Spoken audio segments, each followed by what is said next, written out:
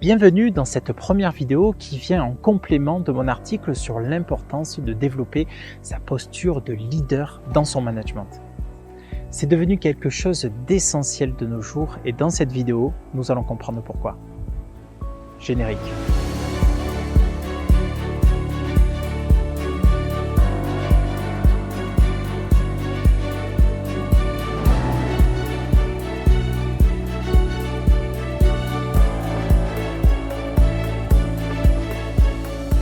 Entrons directement dans le vif du sujet. Et pour ça, je vous partage les images d'une période pas si lointaine. Voici l'école du XXe siècle. Et voici le corollaire pour l'entreprise du XXe siècle. Qu'est-ce que vous constatez? Quelle prise de conscience doit-on avoir? Globalement, durant cette période, au niveau éducatif, le père ou l'enseignant était craint. Et il n'y avait pas vraiment la place à la créativité et à l'expression des émotions. L'objectif était clair, former des machines à travailler selon un modèle bien établi. Il n'y a aucun doute quand on lit une des citations de Taylor qui contribue, comme vous le savez, massivement à ce modèle d'entreprise. Je vous emploie pour votre force et vos capacités physiques. On ne vous demande pas de penser, il y a des gens payés pour cela. Mais l'entreprise de Taylor, avec les enjeux qui y sont associés, n'existe plus vraiment. Et pour décrire le XXIe siècle, je vous partage un acronyme aujourd'hui très employé dans le monde de l'entreprise. Nous sommes dans un monde VUCA, pour volatile, incertain, complexe et ambigu. Il est évident que face à ces nouvelles problématiques, nous n'avons plus besoin des mêmes managers.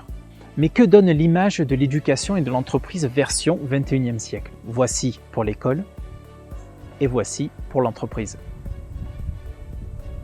On pourrait clairement passer des heures à en discuter, mais face à ces changements majeurs, tout est clairement à repenser. Votre relation avec vos collaborateurs et vos clients ne sont plus les mêmes. Les nouvelles générations ne prétendent plus du tout à une belle carrière pour accumuler des biens.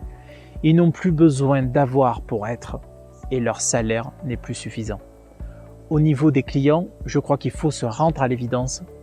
Ils n'achètent plus ce que vous faites, mais la raison pour laquelle vous le faites. Vous me direz, mais quel est le rapport avec le fait d'être manager ou leader? Eh bien, les managers leaders ont pris conscience d'une des clés centrales pour vous en sortir dans ce nouveau monde. Le sens. Le sens que vous donnez à votre action. Comment exercez-vous votre leadership dans votre domaine? Quelle est votre contribution au monde? Comment votre mélodie contribue à la symphonie du monde qui vous entoure? Au moment où je tourne cette vidéo, nous sommes en plein confinement à cause du Covid-19. Pour ma part, cet événement m'a vraiment fait prendre conscience que les humains savaient être unis et faire preuve de solidarité face à un danger commun. C'est vraiment magnifique de voir toutes ces initiatives qui émergent partout dans le monde. Malheureusement, pour le côté plus sombre, je me demande que penser de l'autre désastre écologique et climatique qui avance lui aussi à grands pas et qui est bien plus pernicieux et sans commune mesure avec le Covid. C'est l'illustration parfaite du monde VUCA que je vous ai décrit en début de cette vidéo. Nous avons besoin de construire un monde beaucoup plus prudent et plus résilient. La relation et la créativité vont évidemment jouer un rôle central dans les entreprises. Donc quel que soit votre âge, votre activité ou votre pouvoir, vous pouvez et vous devez agir. Il n'y a pas de main invisible, l'État, la finance, l'entreprise, les grands dirigeants, je ne sais quoi d'autre. Il n'y a que vos mains pour agir.